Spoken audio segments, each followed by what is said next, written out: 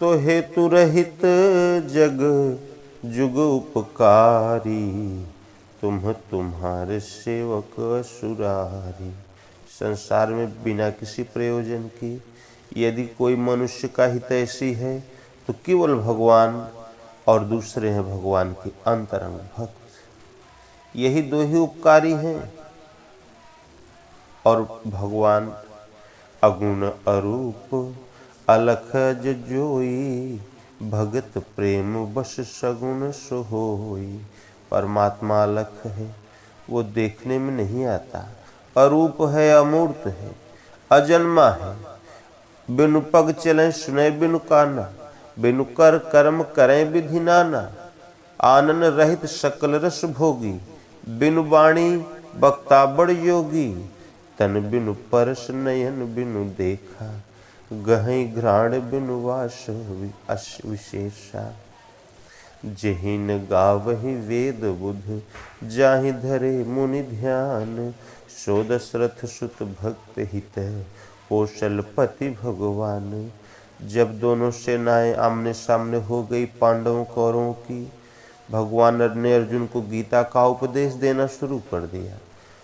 तो अर्जुन ने कहा कि भगवान जो आपने कहा मैं उसे 100% सत्य मानता हूँ, किंतु भगवान जो आपने कहा उसे मैं प्रत्यक्ष देखना चाहता हूँ। भगवान ने यदि मेरे द्वारा आपका वह रूप देखा जाना संभव हो, यदि ऐसा आप मानते हो तो भगवान मुझे अपना वही स्वरूप, उसी स्वरूप का दर्शन कराइए।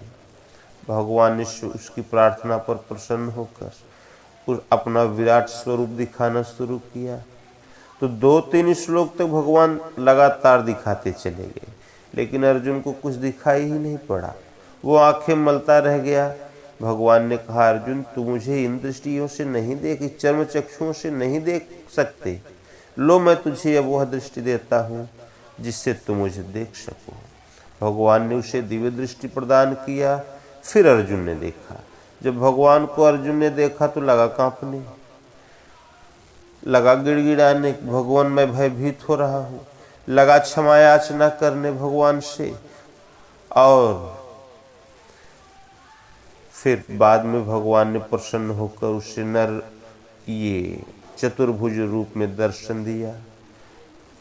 तो इसलिए भगवान अलख वो लखने में नहीं आते, वो तब देखने में आते हैं जब हमारी श्रद्धा, हमारा प्रेम इतना हो भगवान से कि भगवान के अतिरिक्त और कुछ भी, किसी भी वस्तु की, संसार की किसी वस्तु की इच्छा हृदय में न हो। जो भगवान अमूर्त है, अरूप है, वही भक्तों के प्रेम में विवश होकर वही सगुण हो जाते हैं। जो निर्गुण स्वरूप में होते हैं वही सगुण हो जाते हैं, भक्तों के प्रेम में, प्रेम के वशीभूत होकर। और जब वह आपकी आत्मा से जागृत हो जाए, आपकी आत्मा से रथी हो जाए, आपका मार्गदर्शन करने लगे तो सगुण स्वरूप में हो जाते हैं। और उन्हीं के निर्देशन में चलकर साधक उन्हें प्राप्त करता है। भगवान जैसे जैसे आदेश करते जाते हैं साधक वैसे वैसे चलता जाता है और अंत में उनको प्राप्त कर लेता है। और फिर जानत तुम्हें होई जाई। जो भगवान है जब उनको जान लिया तो फिर वह भी भक्त भी, जो भगवान है वही भक्त भी उन्हीं में विलय प्राप्त कर लेता है। फिर भक्त में भगवान में कोई अंतर ही नहीं रह जाता। जो भगवान वही का स्वरूप, वही भक्त का स्वरूप। इसलिए उसी भाव को प्राप्त हो जाता है और तब उसकी रहनी निर्गुण हो जाती है। निर्गुण एक स्थिति है, निर्गुण नाम का संसार में कोई मार्ग है ही नहीं। भजन जब भी साधक करता है तो सगुण मार्ग से ही उससे चलना पड़ता है। सगुण मार्ग से चलकर जब स्थित प्राप्त करता है तो त्रिगुणातीत निर्गुण ये एक रहनी है महापुरुषों की। और उन्हें प्राप्त कैसे करें? तो बहुत से आज धर्म के नाम पर संसार में व्यवस्थाएं प्रचलित हो गई हैं।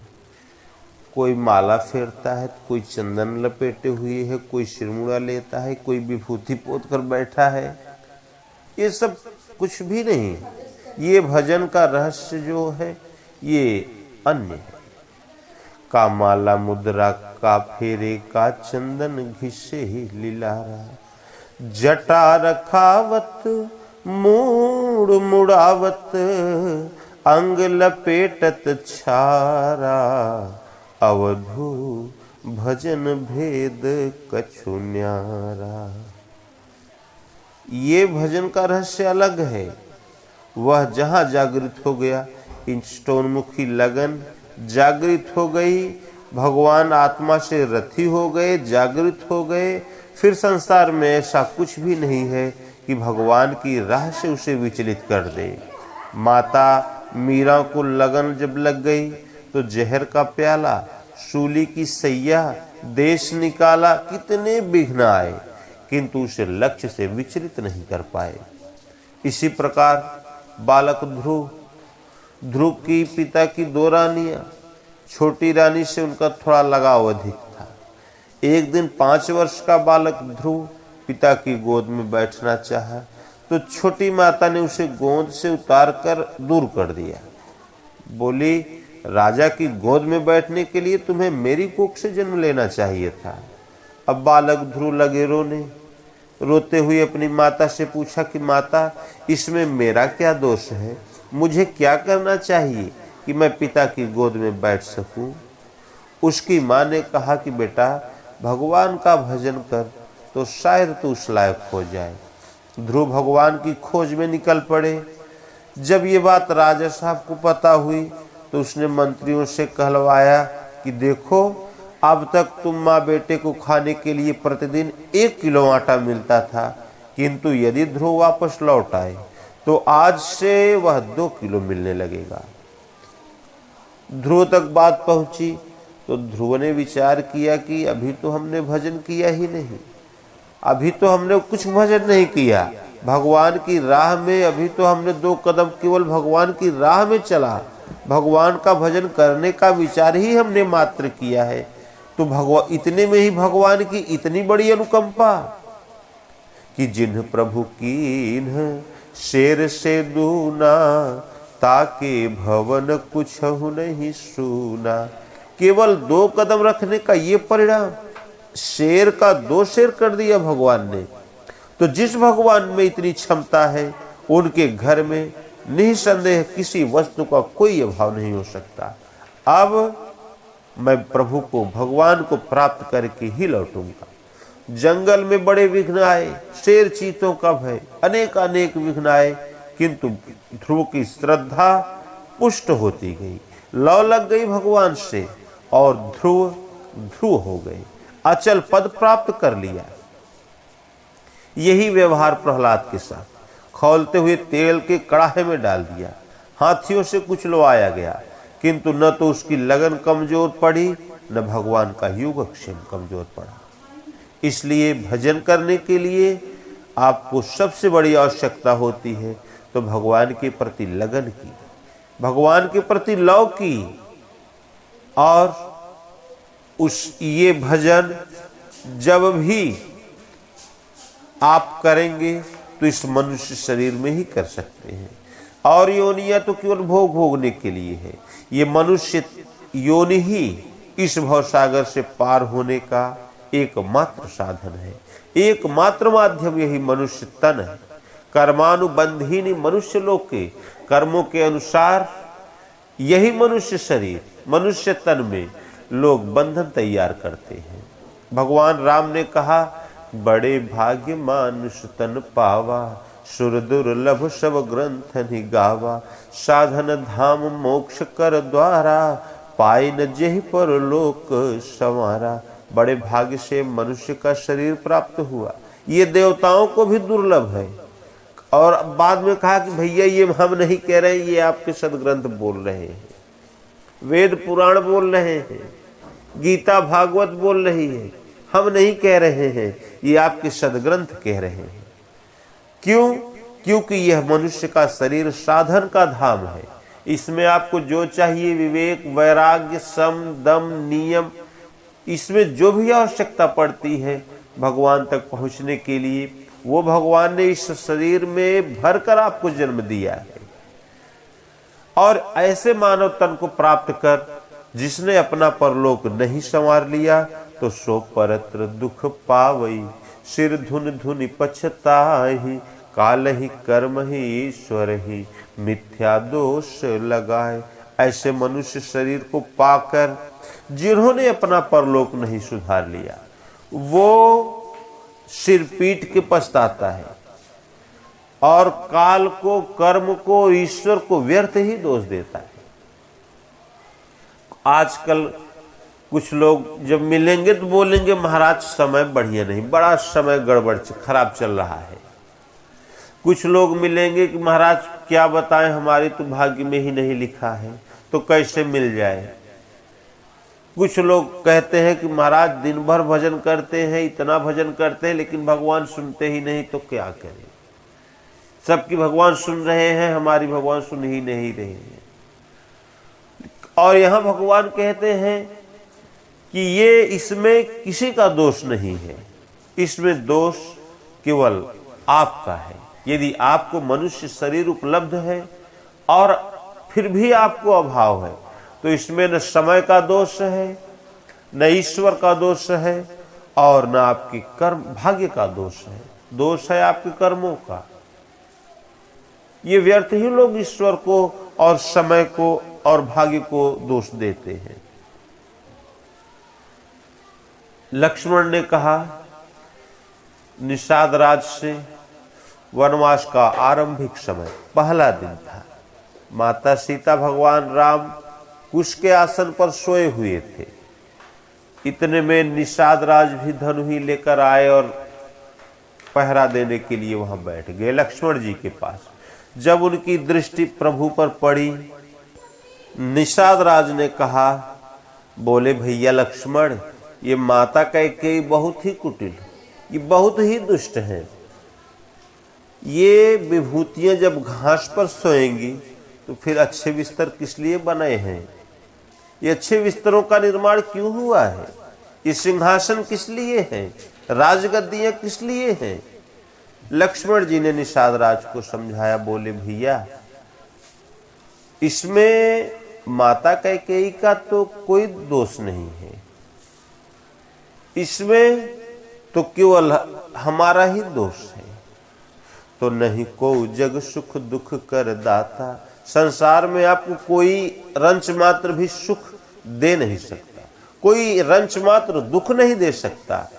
तो नहीं को जग सुख दुख कर दाता, निज कृत कर्म भोग सब भ्राता। ये अपना ही किया हुआ कर्म होता है, ये निज कृत कर्म होता है, जो हमारा कल का भविष्य होकर हमारे सामने आता है और भोगना पड़ता है। तो इसलिए कर्मानुबंधी मनुष्य लोग के, ये मनुष्य शरीर यदि आपको प्राप्त है और आपने भगवत पथ पर 2 कदम नहीं चल लिया, भगवान के प्रति समर्पण नहीं किया, तो फिर उसके और भगवान के अतिरिक्त जो भी करते हैं आप, ये केवल एकमात्र संसार में योनियों में फेंकने वाला है। केवल अनंत योनियों में फिर आपको ये फेंकता चला जाएगा, कर्मों के अनुसार आपको योनियां प्राप्त होती चली जाएंगी। तुलसीदास जी ने कहा कि नर विविध कर्म अधर्म बहुमत, शोक प्रद सब त्याग हु, विश्वास करि कह दास तुलसी, राम पद अनुराग हु। ये मनुष्य नाना प्रकार के कर्म करता है, विविध कर्म करता है, लेकिन ये कर्म नहीं है, ये सब अधर्म करता है। ये नर विविध कर्म अधर्म, ये जो बहुत से मत मतांतर फैले हैं, ये करो वो करो, ऐसा करो वैसा करो, ये सब शोकप्रद है। ये आपको शांति नहीं प्रदान कर सकते, ये केवल जब भी देंगे तो आपको शोक देंगे, दुख देंगे। तो नर विविध कर्म अधर्म बहुमत, शोक प्रद सब त्याग हु। सब ये त्याग दो इसको, विश्वास करी कह दास तुलसी राम पद अनुराग हु। ये तुलसीदास पूर्ण विश्वास से कहता है, भैया यदि शांति चाहते हो, सुख चाहते हो, परम धाम चाहते हो, तो एकमात्र परमात्मा श्री राम के शरणागत हो जाओ, सब कुछ पा जाओगे। अर्थात एकमात्र भगवान का भजन करना ही कर्म है, और उनके अतिरिक्त जो भी आप कर रहे हैं वो सब अधर्म है भैया, वो कर्म नहीं है, वो कुकर्म है। अब वो आपको सुख नहीं दे सकता। अरे भाई, जब आप गलत करेंगे तो सुख आपको कहां से मिलेगा? सुख आपको तभी मिलेगा जब आप सत्य के मार्ग पर चलेंगे। तो इसलिए सभी महापुरुषों की दृष्टि में एकमात्र भगवान का भजन करना ही कर्म की संज्ञा दी गई है। सभी महापुरुषों ने एकमात्र भगवान के भजन को ही कर्म माना है। उनके अतिरिक्त आप जो भी करते हैं वो संसार बंधन का केवल एक कारण बना दिया, उसको वो सब व्यर्थ कर दिया। भगवान श्री कृष्ण कहते हैं कि सर्वधर्मान परित्यज्य, जो धर्म जो धारण किए हो ना, इस धारण शरीर पर थोड़ा ही होता है। अरे शरीर तो स्वयं वासांसि जीर्णानि यथा विहाय, ये तो स्वयं एक वस्त्र है। जब तक संस्कारों पर आश्रित है, जब तक शरीर है, तब तक ये अपना भोग लो जो भोगना है। फिर उसके बाद भगवान श्री कृष्ण कहते हैं कि ये शरीर जब इसका ये संस्कार जब इसका पूरा हुआ, शरीर की आयु पूरी हुई, तो मन सहित इंद्रियों को लेकर यह जीवात्मा फिर दूसरे शरीर में प्रवेश कर जाता है। इसलिए जब भी धारण करता है मनुष्य, तो अपने मन मस्तिष्क पर धारण करता है, अपने अंतःकरण चतुष्टय जो उसके हृदय में है उसमें उस पर धारण होता है, उस पर अंकित होता है, चाहे शुभ करो चाहे अशुभ करो। तो इसलिए भगवान श्री कृष्ण कहते हैं कि सर्वधर्मान परित्यज्य, जो भी कुछ धारण कर रखा है तूने, ये सब कूड़ा करकट, उसको उठाकर फेंक। परित्यज्य, उसका परित्याग करो। माम एकम शरणम व्रज, एकमात्र मेरी शरण में आ जाओ। अहम त्वा सर्व पापेभ्यो मोक्षयिष्यामि मा शुचः, मैं तुझे संपूर्ण पापों से मुक्त कर दूंगा। तो इसलिए बहुत आपको सोचने विचारने की कोई आवश्यकता नहीं है। एकमात्र भगवान की शरण में हो जाओ, उसके बाद आपको कुछ सोचने की आवश्यकता नहीं। वो सोचना, योगक्षेम करना, वो भगवान के क्षेत्र की वस्तु हो गई। भगवान ने कहा, मन मना भव मद भक्त्या मद्याजी माम नमस्कुरु मामे वैश्य सत्यम ते प्रतिजाने प्रियोष्टि में। अर्जुन, मन मना भव, मेरे में मन वाला हो, मेरे में मन को लगा। भगवान में मन लगाने का आशय हो गया ओम इति एकाक्षरम ब्रह्म है। ओम अक्षर ब्रह्म का परिचायक है, तू उसका जाप कर। अर्थात ओम में मन लगाना ही भगवान में मन लगाना हो गया। मद भक्त्या, मेरा भक्त हो। भक्त का अर्थ होता है भग इति सभक्ति। भग माने माया, माया का अंत जहां होता है वही भक्ति होती है, जो आपको माया से बचाकर भगवान की श्रेणी में खड़ा कर दे। तो इसलिए आप माया से हटकर भगवान की शरण में हो जाइए, इसे कहते हैं भक्ति। और माया से आपको मायापति ही बचा सकते हैं, भगवान ही एकमात्र बचा सकते हैं, और कोई नहीं बचा सकता। इसलिए मद भक्त्या, मेरे आश्रित हो जाओ, मेरी शरण में हो जाओ। मद भक्त्या मद्याजी माम नमस्कुरु, केवल मुझे नमस्कार कर। सर झुके तो केवल मेरे चरणों में, मेरे सामने। भगवान ने कहा कि जो मेरे सामने सर झुकाता है, संसार में उसे किसी के सामने सर झुकाने की कोई आवश्यकता नहीं हो। मेरे प्रति केवल सर झुका, मुझे नमस्कार कर। मैं तुझे सत्य प्रतिज्ञा करके कहता हूं, मैं तुझे सभी पापों से मुक्त कर दूंगा। किंतु आज संसार में ऐसी ऐसी भ्रांतियां फैल गई हैं, अब तो कुछ ठीक ठाक दिखाई पड़ रहा है। पहले देखने में आता था, लोग बताते हैं कि ये वर्ण व्यवस्था इतनी चरम पर थी कि किसी किसी को तो वेद पढ़ने का अधिकार नहीं था, किसी को मंदिर में जाने का अधिकार नहीं था। पता नहीं क्या क्या ये भ्रांतियां सब फैल गई हैं। लेकिन अब तो अच्छा दिख रहा है, बहुत इसमें आ गया है सब बढ़िया बढ़िया सब। अब तो न मंदिरों में रोक टोक रह गया, न कहीं रोक टोक रह गया। कोई कहीं कुछ आपसे पूछने वाला नहीं है। एक साथ सब खा पी रहे हैं, सब उठ बैठ रहे हैं। अब तो बहुत अच्छा। पहले से बहुत बढ़िया व्यवस्था अब है। तो ये व्यवस्था